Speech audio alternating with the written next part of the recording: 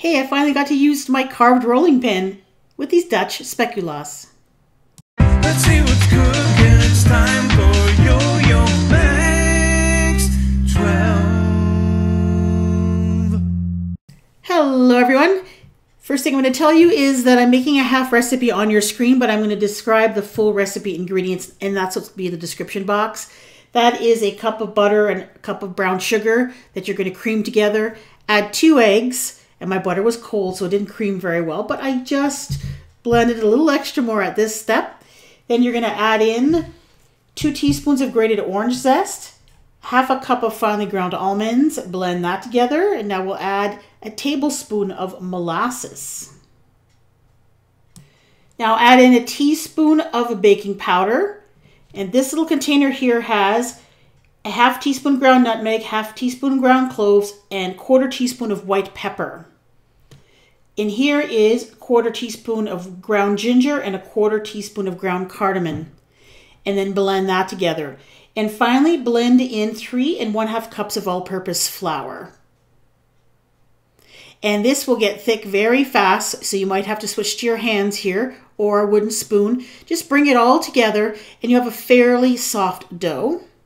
And then what I did is I rolled it out to about 1/4 inch using just a plain rolling pin. And then once it was nice and flat, or flat enough, and then I took out my carved rolling pin. My parents bought this for me years ago. I've never used it.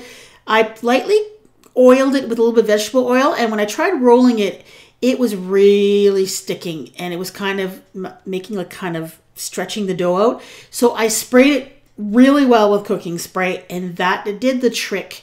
It left a really lovely pattern and didn't stick to the dough at all.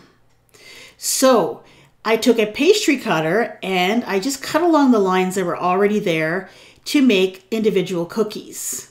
And then I just transferred them to a cookie sheet that was covered with a silicone mat, and then I baked them at 350 degrees until they're light brown around the edges. Is take a round cookie cutter and just cut out round cookies with a design in the center, if you know what I mean. That's up to you. These really make really nice little square cookies because of the shape that's already there.